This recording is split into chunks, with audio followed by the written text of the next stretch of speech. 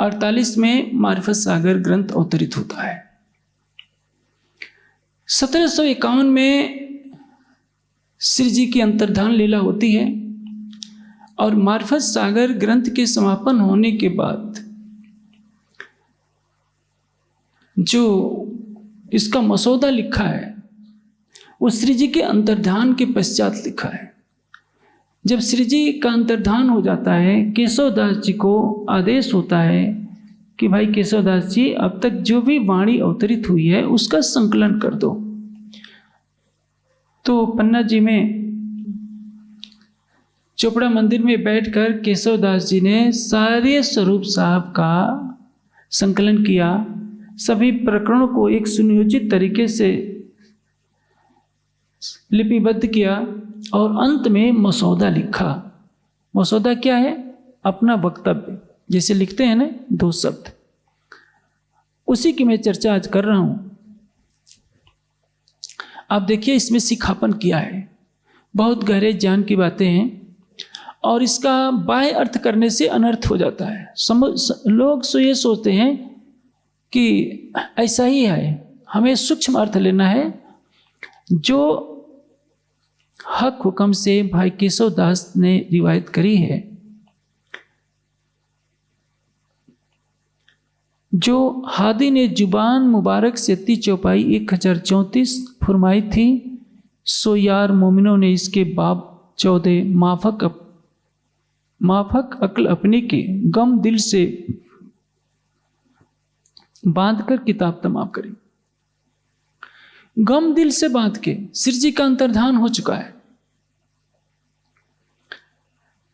और सभी अपना काम कर रहे हैं। क्यों? क़यामतनामा में एक चौपाई आगे आ रही है। श्री जी के अंतर्धान के पश्चात कोई तन को रखना नहीं चाहता था। वाणी का ज्ञान क्या कहता है? सेहरे से नजीक हक है, लेकिन ये पता परमधाम में भी नहीं था, ब्रज में भी पता नहीं था, रास में भी पता नहीं था। जब वाणी अवतरित होती है तब पता चलता है कि सेहरे से नजदीक हमारे प्रीतम हैं। इसमें इस प्रकरण की एक चौपाई बहुत ही महत्वपूर्ण है, मैं उसके बारे में बोलता हूं। तब हुआ रूहन का हक अर्श कलोब, याही हक अर्श में रूह नजरों मिले महबूब।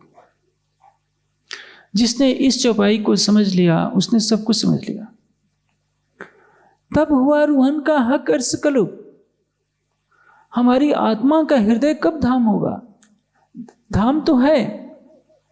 आप बताइए, आप सोने के आभूषण को अपने गले में आप पहनी है, कदाचित वो कीचड़ में गिर जाए, है तो सोना, तो क्या कीचड़ लगे मोती के हार को, सोने के हार को आप गले में पहनी?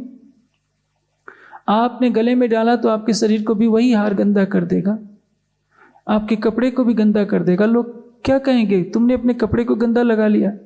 हार तो होता है शरीर की सुंदरता बढ़ाने के लिए, लेकिन यदि उस पर कीचड़ है तो सुंदरता तो नहीं बढ़ेगी और कुरूपता बढ़ेगी। परमधाम की जो ब्रह्मात्मा है, जिसका परात्मा ही राज्य का स्वरूप है, परात्मा का प्रतिबिंब हमारी आत्मा है। आत्मा के धाम हृदय में अनादिकाल से राज्य हैं और रहेंगे, क्योंकि परात्म और राज्य दो नहीं है। परात्म का प्रतिबिंब भी वैसा ही है, आत्मा, दोनों एक जैसे हैं। इन सुपन देह माफक हके दिल में किया प्रवेश, किंतु कोई नहीं जानता। ब्रज में भी नहीं जानता था, रास में भी नहीं जानता था। एक बात बताइए, जितनी माताएं बहनें बैठी हैं, अधिकतर ने सोने का कोई ना कोई आभूषण पहन लिया हो। आपने कान का आभूषण हो, नासिका का आभूषण हो, ये आभूषण यदि सोने की एक खान में कई टन सोने पड़ी है, रखा हुआ है मान लीजिए, और ये झगड़ा करने लगे कि देखो मैं अलग हूं और तुम अलग हो, तो सोने की खान क्या बोलेगी? हाँ, सही तो सकती है। वो इतना ही हंसेगी कि तुम बनी तो हो मेरे से ही, अब मेरे से लड़ाई कर रही हो कि हम अलग हैं। यही बताना था। उसी खान से टुकड़े किए गए एक ज्वेलरी ने उसको ठोक पीट करके आकार दे दिया, तो वो सोने का आभूषण लड़ रहा है कि खान, सोने की खान, हम तुमसे अलग हैं। ये राजी बताना चाह रहे हैं तुम मुझसे अलग नहीं थे, मेरा ही तो हृदय तुम्हारे रूप में लीला कर रहा है। लेकिन इस जीव पर जब आत्मा बैठी है तो जीव के कार्यों को देखकर जीव भाव को प्राप्त हो गई है। उसमें आत्मभाव नहीं है, परात्म भाव नहीं है।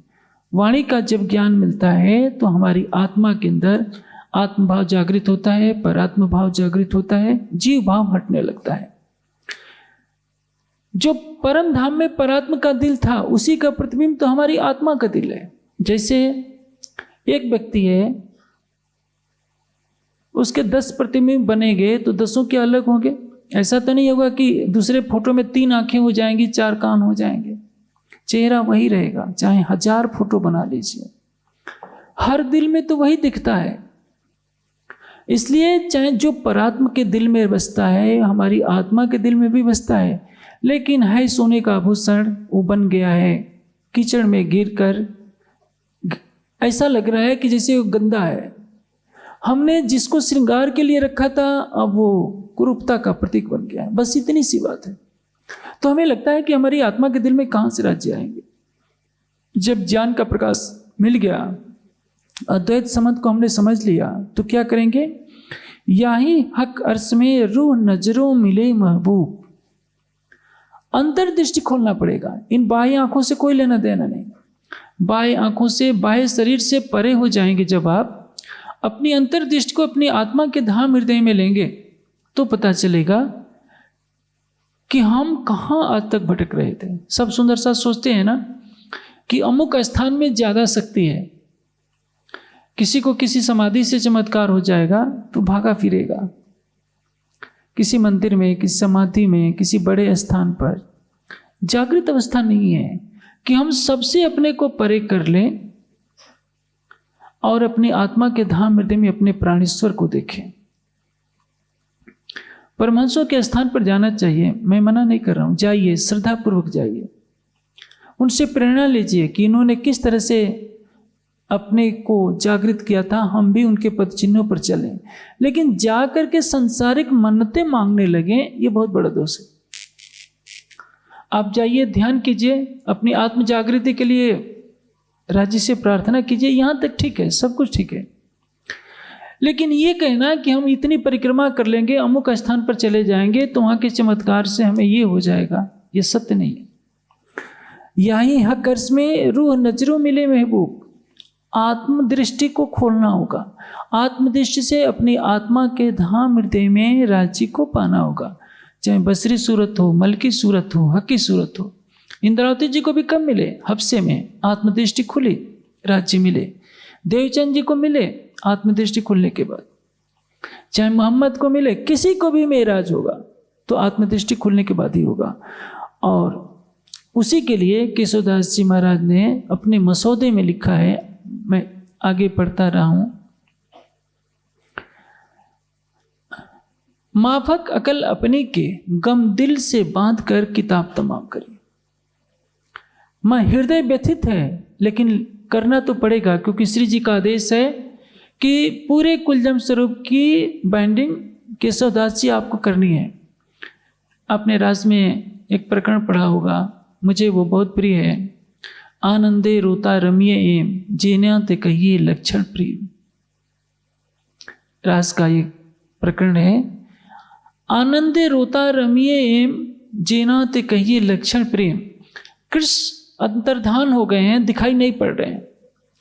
फिर वाणी कर रही है कि सखियों, यदि कृष्ण को पाना है तो रोते हुए लीलाएं करो। अब बताइए, कोई रो रहा है, विरह की अग्नि में सभी गोपियां जल रही हैं और उनसे कहा जाए कि हंस करके दिखाओ तो लगता है कि कितना अपमान किया जा रहा है, तो हमारी हंसी उड़ाई जा रही है।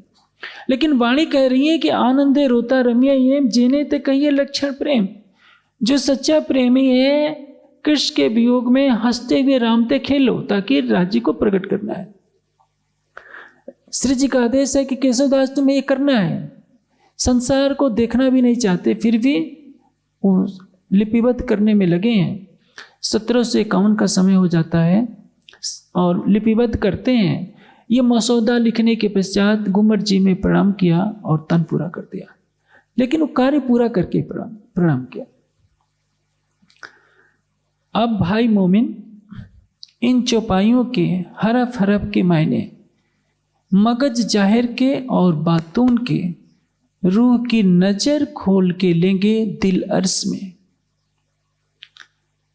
अपने अर्श दिल में हर चौपाई का एक एक शब्द का बाहरी अर्थ और आंतरिक अर्थ, जाहिरी और बातीनी। बातीन शब्द है, बातून नहीं है। चौपाई में जरूर बातून लिखा है, लेकिन वो 300 साल पहले की भाषा है, वो है बातीन। बातून किसको कहते हैं? जो बहुत बोलता है। तो सब सुंदर साथ को शौक चढ़ा रहता है कि हम बातून वाणी में लिखा है तो हम भी बातून बोलेंगे।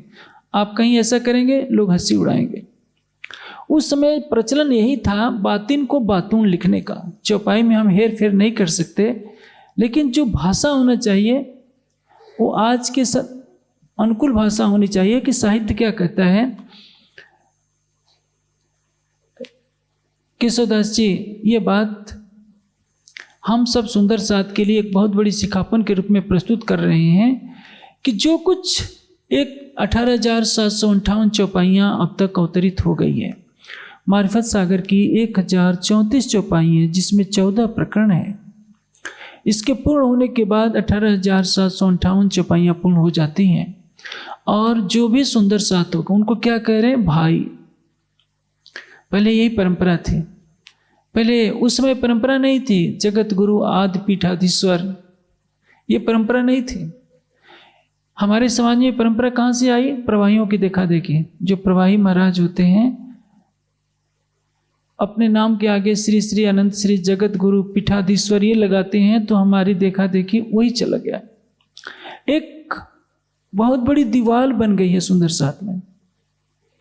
आप देखिए, जब तक महामती जी के तन से बाह्य लीला होती है, लाल दास जी हैं, भीम भाई हैं, मुकुंद दास जी हैं, सब एक दूसरे से जुड़े हुए हैं। लेकिन आज स्थिति कुछ अलग है। आज हमारे समाज में गादीवाद थोप दिया गया, व्यक्तिवाद थोप दिया गया। गादीपति के पास सामान्य व्यक्ति बेचारा बैठ नहीं सकता। जो गरीब हो, सामान्य व्यक्ति को तो बैठने का अधिकार ही नहीं। एक दूरी बन गई है। उस समय सभी एक दूसरे को परम धाम की भावना से देखते थे। अब क्या लिखते हैं? अब भाई मोमिन, इन चौपाइयों के हरफ हरफ के मायने मगज जाहिर के और बातून के रूह की नजर खोल के लेंगे। अंतर्दृष्टि, आत्मा की दृष्टि कब खुलती है? भाव भ्रिकुटी पल पापड़ मुस्कत निलवट केस, इनबित जब हक मुख निरखिए तब खुले अंतर के पट। हम राज्य के मुखारबिंद को तो देखने का प्रयास ही नहीं करते। तोहमत किस पर मरते हैं कि राज्य हमारे सामने आते ही नहीं। कौन दोषी है? हम अपने दोषों को नहीं देखते। महामती जी ने वाणी में क्या कहा है? कहीं भी नहीं लिखा है कि तुम दोषी हो। अपने लिए दोष बनाया है, छोटा दोष नहीं लिया। रोम रोम कई कोट अवगुण, यहां तक कह दिया कि मैं चोर चंडाल चर्मिष्ठ। इससे अधिक अपशब्द तो और कुछ नहीं होते हैं। लेकिन हम सुंदर साथ दूसरे की उंगली तरफ उंगली कर करके बार बार कहते हैं कि तुम ऐसे हो, तुम ऐसे हो। मैं कैसा हूं ये कोई नहीं सोचता। जिस दिन हर कोई सोचने लगेगा कि हम आत्मनिरीक्षण भी तो करें, हमारे अंदर कितनी कमियां हैं, तो हमारे अंदर की सारी लड़ाइयां खत्म हो जाए। लड़ाई कब होती है? जब हम दूसरों को दोषी बनाते हैं और अपनी महिमा गाने शुरू कर देते हैं। तो स्वाभाविक है, यदि हम किसी का सम्मान नहीं करेंगे तो हमारा कौन सम्मान करेगा? यदि हम किसी की गरिमा नहीं समझते, केवल अपनी महिमा समझते हैं कि हमारे से अच्छा कोई नहीं, तो उस समाज में कभी भी मेल मिलाप नहीं हो सकता। आप चीख चीख कर अपनी महिमा गाते हैं, देखिए मैंने ये कर दिया, मैं ये करता हूँ, मेरे अंदर ये विशेषता है, और दूसरों के बारे में कहते हैं कि वो बिल्कुल खराब है। कोई आपको अच्छा ही नहीं लगता तो आप समाज का संगठन कैसे बनाएंगे? इसलिए यह आवश्यक है कि आत्मनिरीक्षण स्वयं करें हम कि हमारे अंदर क्या कमियां हैं, दूसरों के अंदर क्या विशेषता है। अवगुण काढ़े गुण ग्रहे, हारे से हो जीत। दूसरों के गुणों को ग्रहण कीजिए और अपने अवगुणों को निकालिए। अपने मुख से कभी अपनी प्रशंसा मत कीजिए। हाँ, दूसरों के सामने पीठ पीछे उसकी प्रशंसा कीजिए।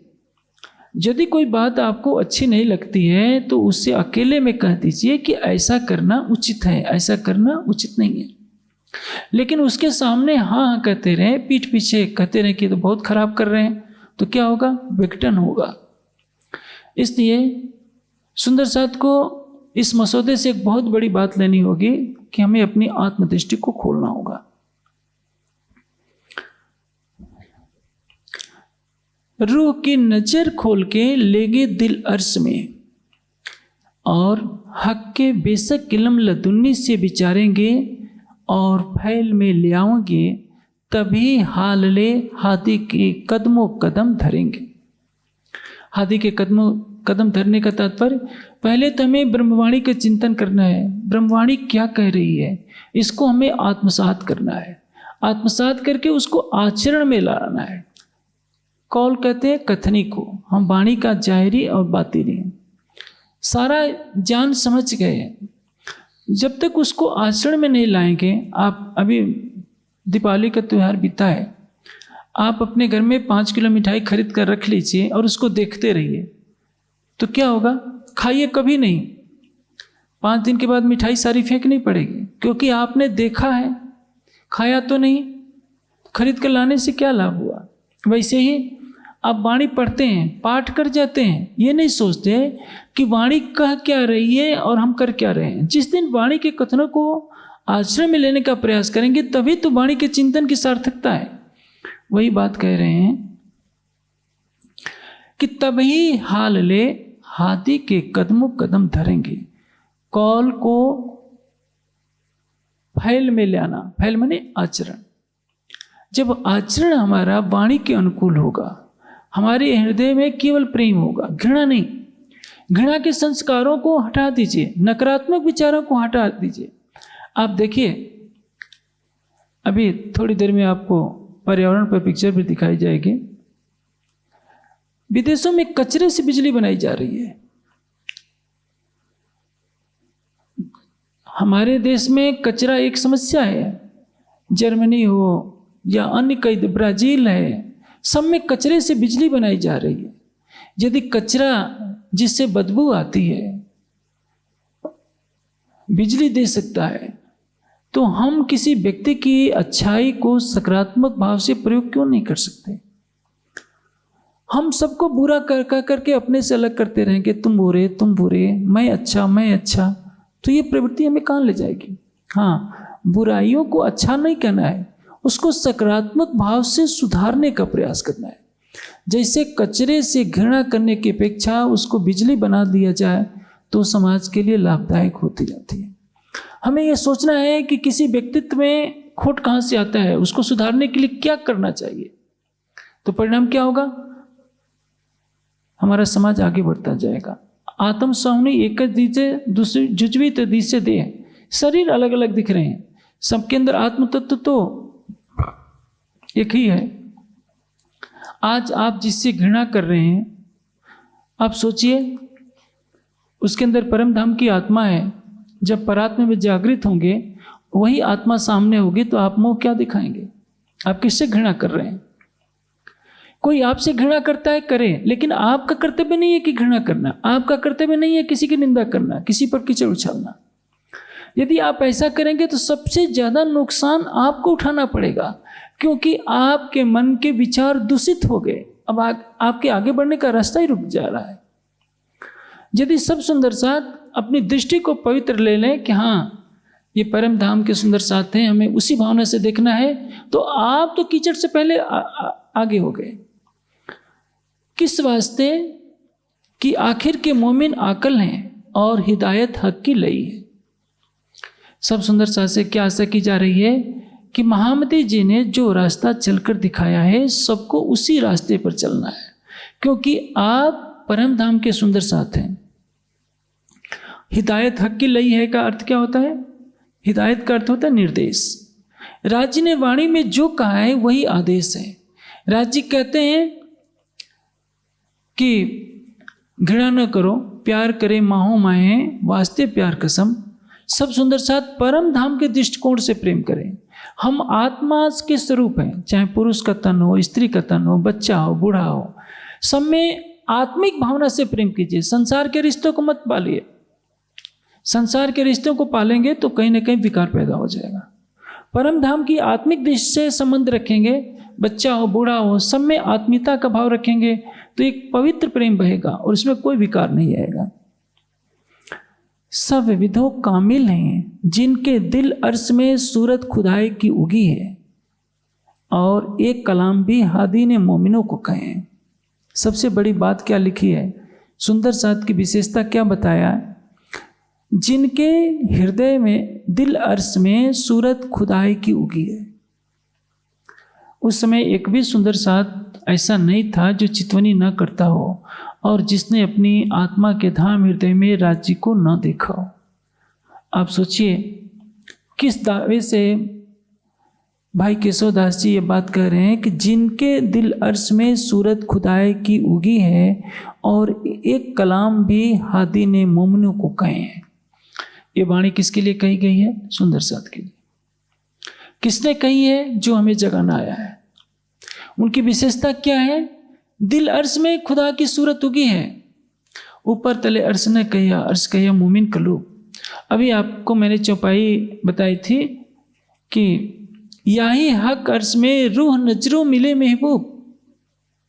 राज्य को पाने के लिए भागने की आवश्यकता नहीं है। हाँ, जहां से ज्ञान का प्रकाश मिलता है वहां अवश्य जाइए। परम धाम की चितवनी का मार्ग मिलता है वहां अवश्य जाइए। आप देखिए, आपको वाणी चर्चा मिल रही है तो आप यहीं बैठे बैठे परम धाम के 25 पक्षों में घूम रहे हैं। आपका यही हाथ है, यही पैर है, यही मस्तिष्क है। आपको वाणी देखने को भी ना मिले, कुछ हृदय में ज्ञान का प्रकाश ना मिले तो आप क्या कर रहे होते? संभव है आप भी शालिग्राम को, शिवलिंग को परमात्मा मानकर सिर पटकते, आप भी पेड़ पौधों को, नदियों को परमात्मा मान करके पूजा करते हैं। हरिद्वार में जाइए, आरती हो रही होगी। गंगा पवित्र नदी है लेकिन है तो जल ही। शालिग्राम क्या है? नदी में बहता हुआ जल, पत्थर ही तो है। अब जो वैष्णव होंगे वो कहेंगे कि यही हमारे भगवान है। तुलसी के पत्ता लाएंगे और कहेंगे कि हम भोग लगा रहे हैं। कोई अब सावन के महीने में होता है, बेचारे हिंदू क्या करते हैं? शिवलिंग के ऊपर पानी गिराते हैं, सोचते हैं कि यही हमारी भक्ति है। उनको कौन समझाएगा कि ये परमात्मा नहीं है? और आपको तो परम धाम की ब्रह्मवाणी दी गई है। किस लिए? कि आप इस ब्रह्मवाणी से स्वयं को जानिए, अपने प्राणेश्वर को जानिए और उससे प्रेम कीजिए।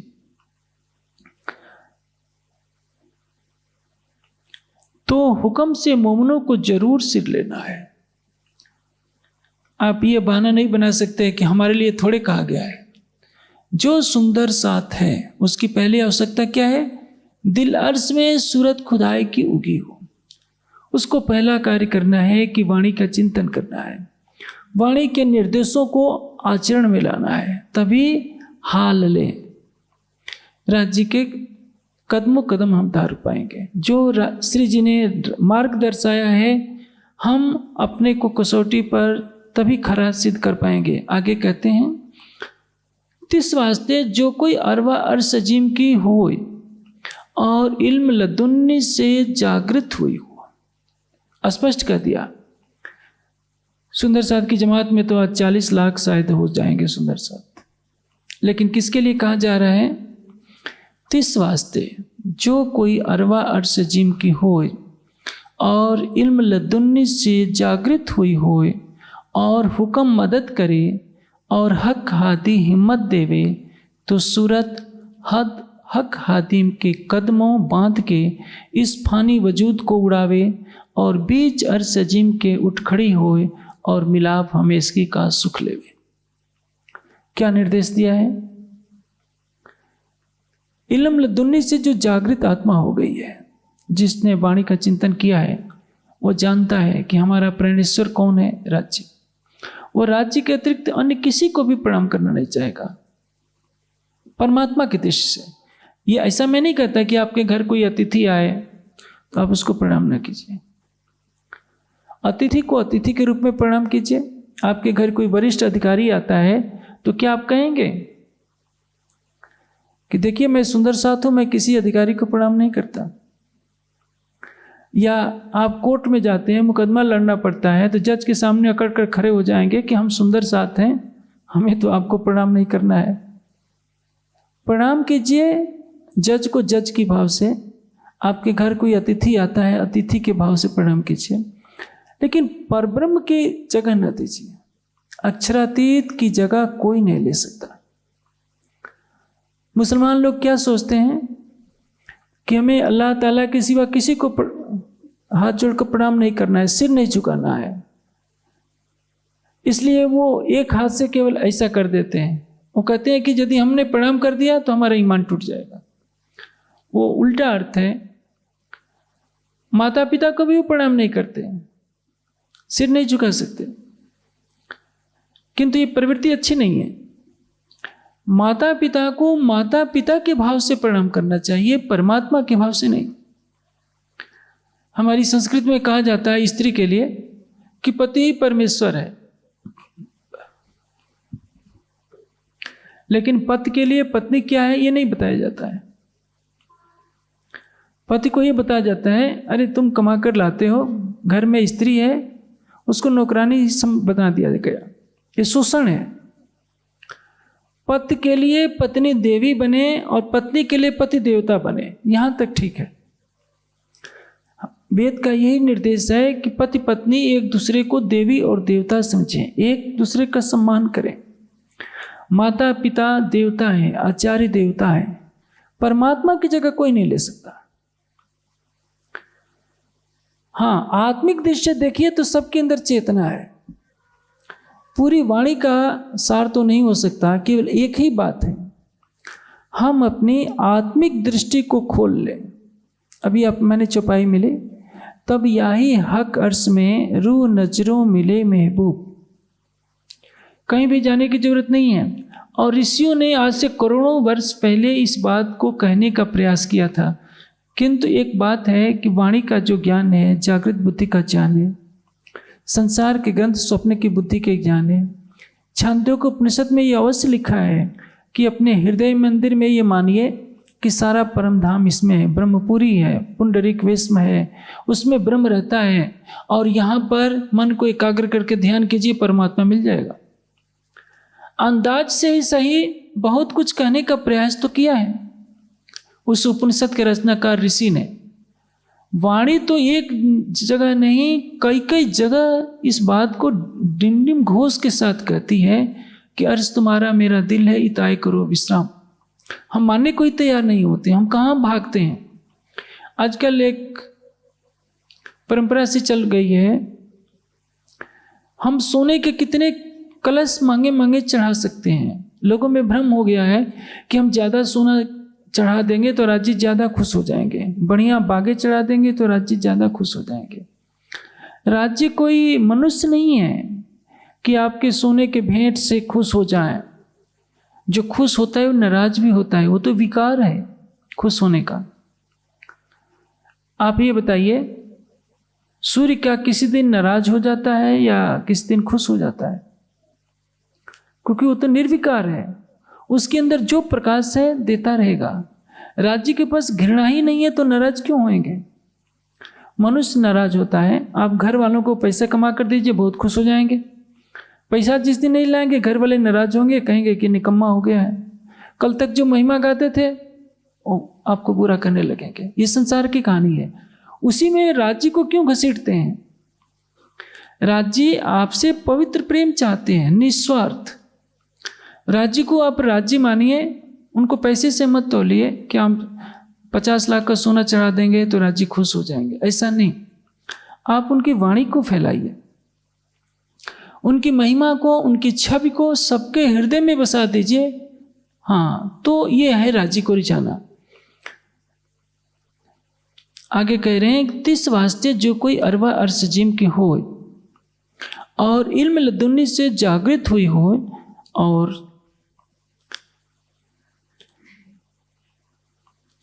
हुक्म मदद करे, हक हादी हिम्मत दे। हुक्म का मदद करने का तात्पर्य वाणी में जो कुछ कहा है वो हुक्म है। जब किसी सुंदर साथ को चितवनी के लिए कहा जाता है तो वो यह कहता है कि राजी का हुक्म होगा तो चितवनी कर लेंगे। सामने 1000 सोने के आभूषण फेंक दीजिए और कहिए कि भाई राजी का हुक्म है कि इसको मत उठाओ, कोई मानेगा?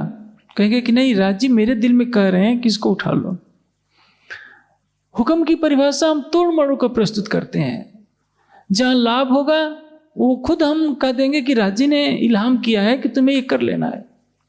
ये क्या है? ये व्यवसाय है, शुद्ध प्रेम नहीं है। और हुक्म मदद करे और हक हादी हिम्मत देवे। वाणी में कह दिया ले आओ प्यार करो दीदार, तो ये हुक्म है, आदेश है राजी का। सवेरे जब स्वरूप पढ़ा जाता है, मैं इस चौपाई को कई बार बोल चुका हूँ, और मंदिरों में हर पूजा करने वाला, सेवा पूजा करने वाला सुंदर साथ बोलता है कि निस्दिन रहिए प्रेम से युगल स्वरूप के चरण। लेकिन बेचारा बोलता है, लेकिन मैं समझता हूँ 80-90% पुजारी लोग कभी भी चितवनी नहीं करते, केवल पढ़ देते हैं कि निस्दिन रहिए प्रेम सो युगल स्वरूप के चरण, निर्मल होना यही सो और दाम बनना। इसका अर्थ क्या होता है कि हम कथनी को करनी में नहीं बदलना चाह रहे हैं। पहले ही शर्त रखी केशवदास जी ने कि इल्म लदुन्नी से, तारतम्य ज्ञान से जो जागृत हो जाए, हुक्म मदद करे, हक हादी हिम्मत देवे। सुंदर साथ में तो हिम्मत ही नहीं है। सुंदर साथ सोचते ही नहीं कि राजी हमको मिल सकते हैं, क्योंकि उनको अपने स्वरूप की खुद पहचान नहीं है कि हम यथार्थ में हैं कौन।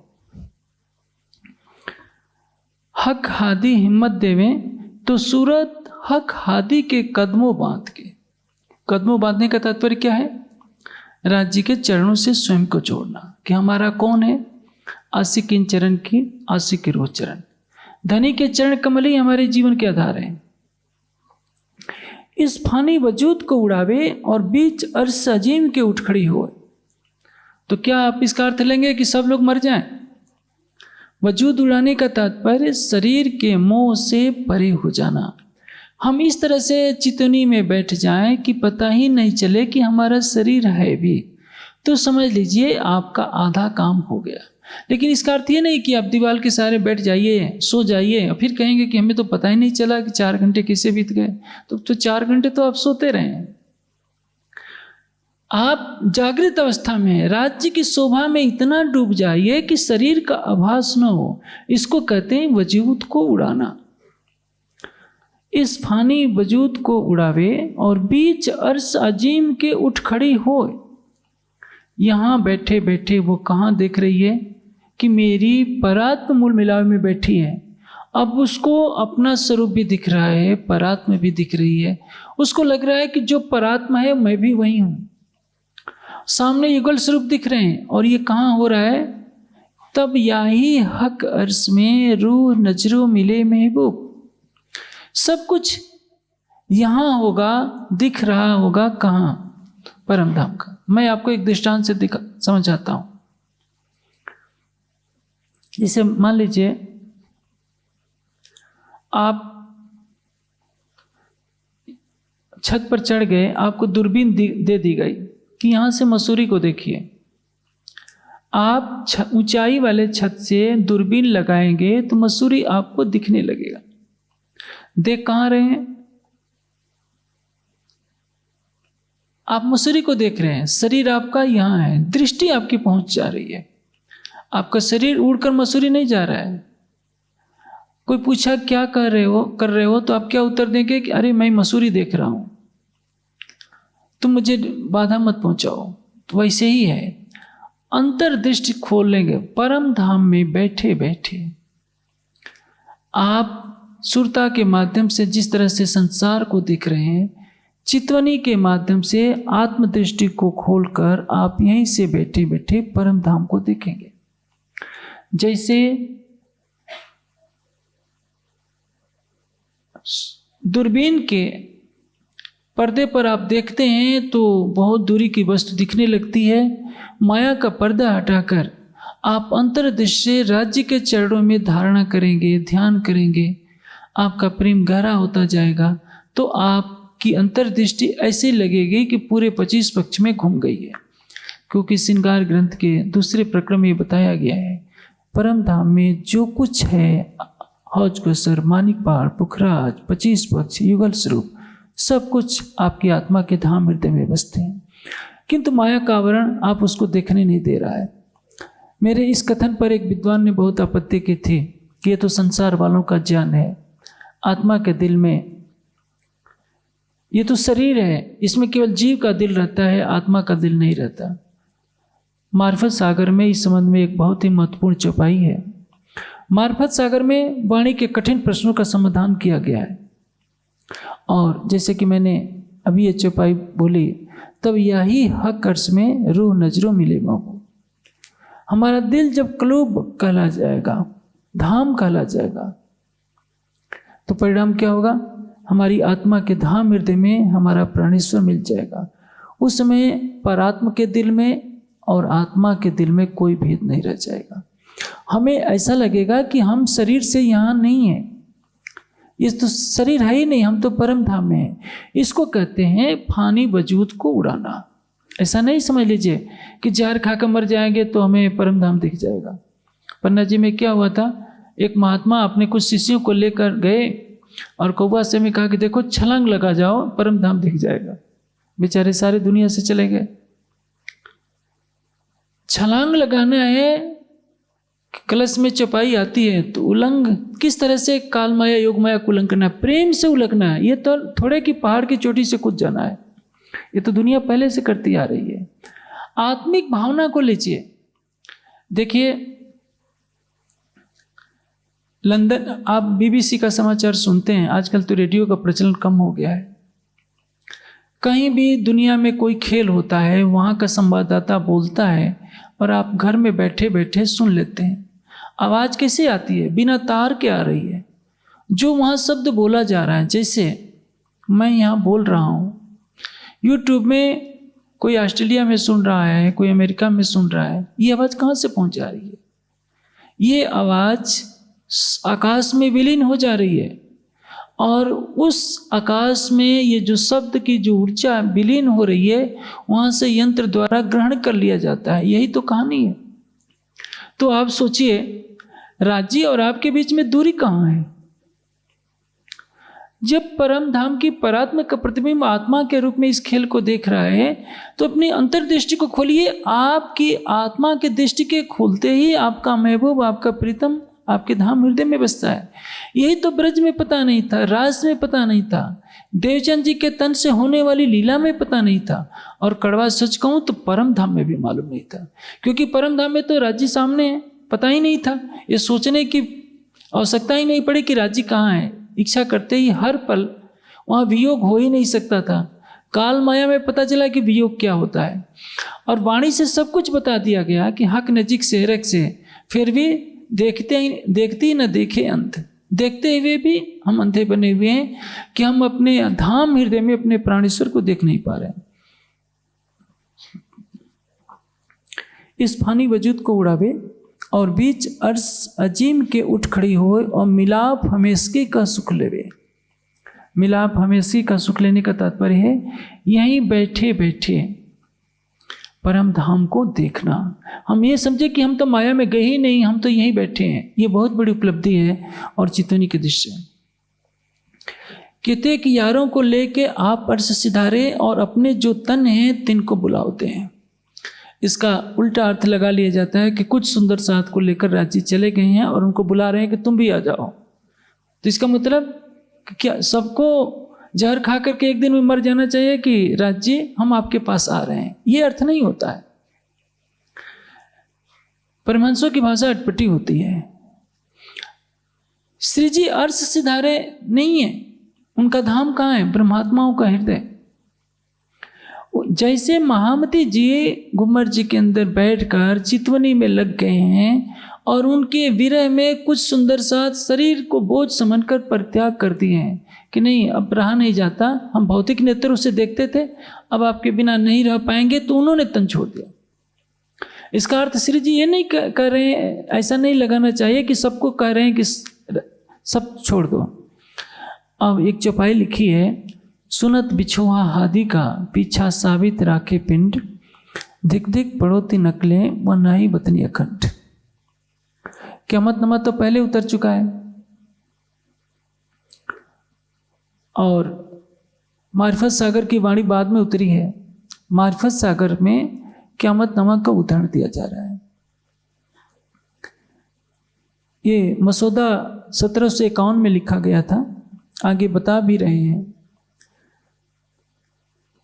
इसका अर्थ क्या होता है? सुनत बिछुआ हादी का पीछे साबित राखे पिन। तो क्या श्री जी यही कह गए हैं कि जब मैं तन छोड़ूं तो तुम सभी शरीर छोड़ देना? ऐसा नहीं है। सुनत बिछुआ हादी का पीछा साबित राखे पिंड, धिक धिक पढ़ो तीन अकलें व नाही बतनी अखंड। वो परम धाम की ब्रह्मात्मा नहीं है जो अपने शरीर को रखती है। इसका भाव का तात्पर्य क्या है? हम चितवनी में इस तरह से डूबे कि हमें शरीर का मोह छूट जाए। अभी सुंदर साथ की स्थिति क्या है? सुंदर साथ में लड़ाई क्यों होती है? पद के लिए, प्रतिष्ठा के लिए, वर्चस्व के लिए, हुक्म के लिए, कि मेरा सब कहना माने, मैं किसी का कहना नहीं मानूं, मेरे आदेश पर सब चले। इसी के लिए तो लड़ाइयाँ होती है, बुजुर्गों के लिए लड़ाइयाँ होती है। लेकिन राज्य क्या कहते हैं कि ये सब कुछ माया है, जिसके लिए हम लड़ते हैं वो तो माया है। हम राज्य के प्रेम में इतने डूब जाएं कि हम ये सारा संसार फीका लगे। हम शरीर की महिमा कराना चाहते हैं। कोई सेवा देगा तो पहले कहेगा कि हमारा नाम लिखा गया है कि नहीं, हमारा सम्मान हुआ कि नहीं। सम्मान तो मिल जाएगा, नाम लिख दिया जाएगा, लेकिन आपका प्रेम तो कलंकित हो गया ना। हम संसार में रहकर राज्य से प्रेम कम करते हैं, संसार के पीछे भागते हैं। इसको कहते हैं पिंड को रखना। जब हमें इससे कोई मोह ही नहीं रह गया तो हम शरीर रहते हुए ही मर गए हैं। जो पहले आप मुर्दे हुए तीन दूनी करी मुर्दार। शरीर है, मन नहीं है। जब तक मन जिंदा है, आपका शरीर छूट भी जाता है, लेकिन मन नहीं मरा तो आप जिंदे हैं। और मन मर गया, शरीर भले ही जिंदा है, वो खेले प्रेमे पार प्यासो देखन को तन सागर माई। उसके लिए पिंड ब्रह्मांड नहीं रहता। लगी वाली कुछ और न देखे, पिंड ब्रह्मांड व कोहरी नहीं। लग जाए तब तो, लगी ही नहीं है। हमारी किससे लगी है सबको मालूम है। लगी वाली कुछ और न देखे। जिसकी लगन राज्य से लग जाएगी उसको संसार नहीं दिखेगा। आप देखिए, कहना नहीं चाहिए लेकिन मैं कह दे रहा हूं, सरकार श्री के अंतर्धान के पश्चात हमारे कई सुंदर साथ धाम चले गए इस 20 वर्षों के अंतराल में। लेकिन पूछा जाए वो क्या ले गए अपने साथ, किसके लिए लड़ते रहे? और जो बचे हैं वो उनको भी एक दिन धाम जाना ही है। कोई अपने साथ कुछ लेकर नहीं जाएगा, लेकिन इतनी सी समझ आ जाए कि हम लेकर तो जाएंगे नहीं, न पद प्रतिष्ठा लेकर जाएंगे, न किसी आश्रम की ईंटें लेकर जाएंगे, लेकिन लड़ाई क्यों कर रहे हैं? जो नश्वर है उसके लिए लड़ रहे हैं। और सबके हृदय में जो बसता है हम उसको देखकर आंखें मूंद लेते हैं, उसकी शक्ल भी देखना नहीं चाहते, घृणा से मुंह फेर लेते हैं। हम कौन सी रहनी अपना रहे हैं? दूसरों को तो उपदेश देंगे, रहनी नहीं है, रहनी नहीं है। हमारी अपनी रहनी क्या है कि दूसरों को देखकर हम घृणा से मुंह फेर लेते हैं। आप सोचिए, किसी से घृणा करना एक बहुत बड़ा अपराध है। आप संभावना तो बनिए, आप किसी का प्रेम नहीं का सम्मान नहीं कर सकते, किसी को प्रेम की दृष्टि से नहीं देख सकते, तो आप अपने हृदय में घृणा का ज्वालामुखी न धधकने दीजिए। क्योंकि इससे सबसे अधिक नुकसान आपको होने वाला है। आपकी दृष्टि की पवित्रता चली जाएगी, आपका सुख छिन जाएगा, और ये सबसे बड़ी क्षति है। जिसके हृदय में घृणा का संस्कार जल गया, दूसरों के दोष देखने की प्रवृत्ति हो गई, उस अपना सबसे बड़ा आत्मघात कर रहा है। और मैं समय अभाव के कारण सारे प्रकरण की चर्चा नहीं कर पा रहा हूँ। मैं अंतिम में जो विशेष बात है उसको कहना चाह रहा हूं, लिखतंग गिरो रब्बानी की पाँव खाक हमेशा चाहत। सबको प्रणाम करते हुए क्या कह रहे हैं, गिरो रब्बानी, आप हक राज्य के स्वरूप हो। देखिए एक परमहंस की महानता किन भावों से संबोधित कर रहे हैं। लिखतंग गिरो रब्बानी की पाँव खाक हमेशा चाहत, केशव दास की प्रणाम कोटान कोट दंडवत साथ सबको। सब सुंदर साथ क्या है, राज्य के स्वरूप हैं। और मैं क्या चाहता हूं, आपकी चरण धूलि चाहता हूं। हम लोगों में केशवदास जी जैसी महानता तो नहीं है।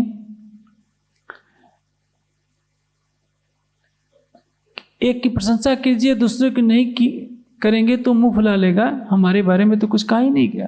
अरे भाई, आपने देखा है जिस वृक्ष में जितने फल लगे होते हैं उस वृक्ष की डालें उतनी झुकी होती है।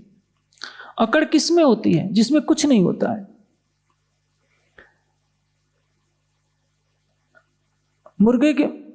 मुर्गे में कितना किलो मांस होता है, लेकिन देखिए उसकी गर्दन हमेशा अकड़ी रहती है। एक पत्थर का ढेला मार दिए तो गिर जाएगा, लेकिन हाथी है, देखिए सिर नीचा करके चलता है। हाथी बड़े से बड़े जानवर को सूंड में लपेट कर फेंक देगा, लेकिन कभी भी अकड़ कर नहीं चलता है। वो परमहंस हैं, क्या कह रहे हैं, लिखतंग गिरो रब्बानी की पाँव खाक हमेशा चाहत, केशव दास की प्रणाम कोटान कोट दंडवत साथ सबको अवधार जो जी। मैं सब सुंदर साथ को करोड़ों बार दंडवत प्रणाम कर रहा हूं। आप राज्य के स्वरूप हो और मेरे इस प्रणाम को स्वीकार कीजिए। प्रीत की रीत सो झांझा स्नेह प्यार से। प्रीत कहाँ की, परम धाम की। मैं भी परम धाम की ब्रह्मात्मा हूं, आप भी परम धाम की ब्रह्मात्मा है, और इस नाते मैं आपके चरणों में करोड़ों बार दंडवत प्रणाम करता हूं, मेरे इस प्रणाम को स्वीकार कीजिए। मैं सोचता हूं केवल इस मसौदे की अंतिम पंक्ति को कोई सुंदर साथ समझ जाए कि केशव दास जी ने सब सुंदर साथ को किस भावना से प्रणाम किया है, तो सारा समाज एक दिन में झंडे के नीचे आ जाएगा। कोई राग द्वेष नहीं रहेगा, लेकिन हर कोई अपनी महिमा कराना चाहता है। केवल महिमा ही तो सबसे बड़ी बुरी बला है। अपनी विशिष्टता बताना, दूसरे के अवगुण ढूंढने में सारा 40 लाख का सुंदर साथ लगा है। इसलिए हमारे कहीं भी कार्यक्रम होते हैं, बड़े बड़े स्थानों पर कार्यक्रम होते हैं, अलग अलग ग्रुप दिखाई देते हैं, कोई किसी को आत्मिक दृष्टि से नहीं देखता। और जानते हैं हमारे और राज्य के बीच में सबसे बड़ा माया का पर्दा क्या है, केवल अहंकार का पर्दा है। चाहे शरीर का अहंकार हो, धन का अहंकार हो, पद प्रतिष्ठा का अहंकार हो, जिसने इस अहंकार की दीवार को तोड़ दिया। कल मैंने चर्चा में कहा था कि जिसने इंसा अल्लाह ताला कह दिया कि राज्य चाहें तो तुरंत दीवार टूट जाएगी माया की, शरीर से परे हो जाएंगे, संसार से परे हो जाएंगे। जो कह रहे हैं कि हम इंसा अल्लाह ताला कहने वाले हैं, राज्य हुक्म तो कहते हैं, राज्य का हुक्म होगा तो हो जाएगा, लेकिन जहाँ हम छोड़ना होता है, कोई ये नहीं कहता कि राज्य के हुक्म से चलिए मैं ये कर दूंगा। वहाँ अकड़ कर खड़ा हो जाता है कि नहीं, जो मैं कह रहा हूँ वही होना चाहिए। यही तो सबसे बड़ी चतुराई है, और ये चतुराई हमारे लिए खतरा बन रही है। सब कुछ छोड़कर एक सिखापन ले लिया जाए हर सुंदर साथ के द्वारा कि केशव दास जी ने किस विनम्रता के भाव से प्रणाम किया है कि कोटान कोट दंडवत साथ सबको उधार जो जी। प्रीत की रीत सो झांझा स्नेह प्यार से, परम धाम का प्रेम निभाते हुए आप मेरे दंडवत प्रणाम को स्वीकार कीजिए बहुत अधिक प्रेम से। आप सोचिए, हम सुंदर साथ क्षेत्र में बटे हैं, प्रांतों में बटे हैं, जाति पाति में बटे हैं, परिवार में बटे हैं। जो हमारा नज़दीकी होता है उसको ज़्यादा प्रेम की दृष्टि से देखते हैं, पराये को दूसरे भावना से देखते हैं। हम परम धाम की भावना में डूब जाएं, सबको आत्मिक दृष्टि से प्रेम करें, तो आज राधा स्वामी मत का कार्यक्रम होता है, देखिए उनके यहाँ कई कई लाख इकट्ठे हो जाते हैं। क्यों? क्योंकि उनका केंद्रीकरण है। वो सोचते हैं कि हमारे गुरु महाराज जी ने बुलाया है तो पूरे देश के इकट्ठे हो जाते हैं, उनकी भीड़ लग जाती है। अपने सरसवा के बगल में कार्यक्रम होता है, 3 लाख इकट्ठे होते हैं। हमारा समाज 40 लाख की संख्या में है, आज तक 1 लाख भी कभी इकट्ठा नहीं हो पाया। क्यों? 1 लाख क्या 25-30 हजार भी इकट्ठे हो जाएंगे तो 10 ग्रुप रहेंगे, मेल नहीं रहेगा। मेल कब होगा? जब हम सबको आत्मा की नज़र से देखें। शरीर की नज़र से देखेंगे तो अवगुण तो आएंगे। पंजाब का सुंदर साथ चाहेगा कि केवल हम पंजाब वालों से प्रेम करें, गुजरात वाला चाहेगा कि हम गुजरात वालों से प्रेम करें, यूपी बिहार एमपी वाले सोचेंगे कि हम अपने प्रांत क्षेत्र वर्ग में सभी बटे हुए हैं, सारी संकुचित दीवारों को तोड़कर एक आत्मिक भावना ले लीजिए। परम धाम की दृष्टि से देखिए, कोई झगड़ा नहीं है। यहाँ की दृष्टि से देखेंगे तो अवगुण ही अवगुण नजर आएंगे और परिणाम क्या होगा? हम अपने जीवन का एक एक पल खोते जाएंगे। यह अहंकार हमें चितवनी नहीं करने देगा। यह अहंकार हमें इतना नकारात्मक बना देगा कि हम दूसरे की निंदा में, दूसरे से घृणा करने में अपनी सारी ऊर्जा लगा देंगे। लेकिन हम नहीं सोचेंगे कि जो समय मूल मिलावे की चितवनी में लगना चाहिए था, दूसरे के हृदय को ज्ञान के प्रकाश में लगाना चाहिए था, हमने तो वो किया ही नहीं। परिणाम क्या होगा? हम जाते समय हमारे हाथ में 1.25 सेर सूत नहीं रहेगा, 1 सेर भी नहीं रहेगा, शायद 100 ग्राम भी सूत हम नहीं काट पाएंगे। सूत काटने का मतलब ये, मैं सूत नहीं कह रहा हूँ, प्रेम का सूत। आपने राज्य को कितना रिझाया है, आपने राज्य के प्रेम में कितना अपना समर्पण किया है।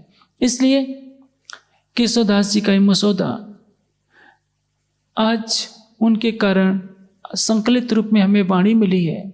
जिसने संकलन किया है कितनी विनम्रता से कह रहा है कि परम धाम के सुंदर साथ, आपके चरणों में मैं कोटान कोट करोड़ों बार दंडवत प्रणाम करता हूँ। आप सोचिए कि हमारे अंदर कभी विनम्रता आई है? हम तो बच करके चले जाते हैं। मैं एक शहर का नाम नहीं लूँगा, मैं रतनपुरी में था, मैं दृष्टांत सुनाता हूँ। सेतिया जी बुजुर्ग व्यक्ति हैं, वो आश्रम के प्रबंधक थे। मैं अपने कमरे से दृश्य देख रहा था। वो कमरे में जाकर एक एक को प्रणाम जी कर रहे हैं और सब जो बाहर निकल रहे हैं सब सिर हिला रहे हैं। वो बेचारे 65 साल से ऊपर के व्यक्ति सबको हाथ जोड़ रहे हैं, जो 20-25 साल वाले हैं वो भी सिर हिला रहे हैं। मैं उस शहर की महिमा जानता हूँ कि उस शहर वाले हाथ जोड़ने में अपमान समझते हैं। मैंने दूर से ही कह दिया कि उस शहर के आए हैं क्या? हंसने लगे। वो समझते थे कि इस शहर के लोग कभी किसी को प्रणाम के बदले हाथ जोड़कर उत्तर नहीं दे सकते। आप सोचिए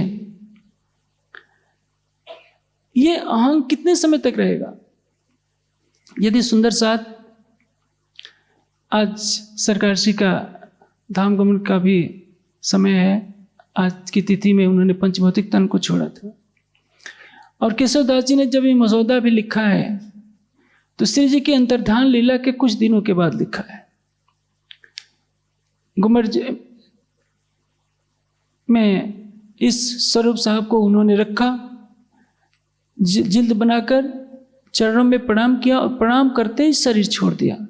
केवल इस कार्य के लिए केशवदास जी ने अपना तन रखा था कि जिस दिन स्वरूप साहब को मैं लिपिबद्ध करके और गुम्बर जी में पधरा दूंगा, उतने समय के लिए शरीर है। और लिखने के बाद आप सोचिए जो तन धारण किए हुए सुंदर साथ हैं उनके प्रति कितना भाव रख रहे हैं कि करोड़ों बार दंडवत प्रणाम कर रहे हैं और ये भी कह रहे हैं कि परम धाम के संबंध से मेरे प्रेम को स्वीकार कर लेना।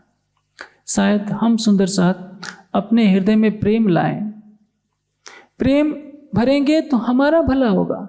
हम सबसे अधिक अपना भला करेंगे, घृणा करेंगे, द्वेष करेंगे तो सबसे ज़्यादा हम अहित करेंगे अपना, क्योंकि हमारी सुरता घृणा के विकार को लेकर परम धाम में नहीं जा सकती है। ले आओ प्यार करो दीदार। आपको कोई पत्थर मारता है, आप उसकी चिंता न कीजिए। आपको कोई घृणा की दृष्टि से देखता है, उसकी चिंता न कीजिए। आप अपनी दृष्टि में घृणा न रखिए, एक दिन उसको पश्चाताप के आंसू बहाने पड़ेंगे। क्योंकि घृणा करना एक मानवीय अपराध है, आध्यात्मिक अपराध है। घृणा की चिंगारी सब कुछ भस्मीभूत कर सकती है। इसलिए इस मसौदे में केशवदास जी महाराज ने बहुत कुछ कह दिया है। आज बाईजूराज मंदिर के पीछे केशवदास जी महाराज की समाधि बनी है। मैंने देखा है धर्मगुरु को भी वहाँ मत्था टेकते हुए कि केशवदास जी महाराज की समाधि है। उन परमहंसों के जीवन से हमें शिक्षा लेनी होगी कि उनमें कितनी विनम्रता थी, कितना उन्होंने त्याग किया। आज उनके त्याग के परिणाम स्वरूप ही तो आज हम यहाँ बैठे बैठे वाणी की चर्चा कर रहे हैं। सरकार श्री ने वाणी की ज्योत जलाई, उत्तर प्रदेश जागृत हुआ, गुजरात जागृत हुआ। नहीं तो क्या होता था, रात रात भर गरबे खेले जाते थे, कोई वाणी को पढ़ता नहीं था। जो ज्योति जलाई उस ज्योति को बढ़ाना हमारा कर्तव्य है, ये हमारा सच्चा कर्तव्य है। ये नहीं कि फूंक मारकर उस ज्योति को बुझाने की हम चेष्टा करें। जो भी सुंदर साथ हमारी समकक्ष आए, हम उससे प्रेम की दृष्टि से व्यवहार करें। हम किसी का हृदय न दुखाएं, मन से नहीं, वाणी से नहीं, कर्म से नहीं। और जितना हम सबको प्रेम की दृष्टि से गले लगाएंगे, श्री जी का एक ही कथन है, ज्यों ज्यों प्रीत होत है साथ में, त्यों तो होत है मोही को सुख। राज जी आपके मिष्ठान के बड़े बड़े पैकेटों से, बड़े बड़े ये चढ़ावे से खुश नहीं होंगे। आप सबसे प्रेम करना सीख जाइए, उसी दिन प्रलय हो जाएगा। आप कहते हैं ना कि कब प्रलय होगा, कब प्रलय होगा। दुखदे बतन बुलावी अपने घरे नहीं रसम। आप हंसते उठे घर धाम के पद पर चलिए। आप चितवनी नहीं करेंगे तो रोते हुए आपको चितवनी करनी पड़ेगी। जब संसार में विश्वयुद्ध छिड़ेंगे तो हाय तौबा मचेगी। और जो मनुष्य आजकल पाप कर रहा है उसको ज्यादा समय तक रोका नहीं जा सकता। याद रखिए, कर्मों का फल अवश्य भोगना पड़ता है। कैसे कैसे पशुओं की हत्या करके उनका मांस भक्षण कर रहा है। मनुष्य का मांस खा रहा है, वो भी 5 स्टार होटलों में बैठ करके। इससे बड़ा पाप और क्या होगा। हम ऐसे माया के युग संसार में रहे हैं। कलयुग का इतना विकट रह रहा है, जो कि परमधाम की ब्रह्मसृष्टियां भी घृणा की अग्नि में चल रही हैं। तो ये दुखदायी बात है। मैं आशा करूंगा कि इस मसौदे से हम बहुत कुछ प्रेरणा लेंगे और उसको जीवन में चरितार्थ करने का प्रयास करेंगे। प्रणाम जी।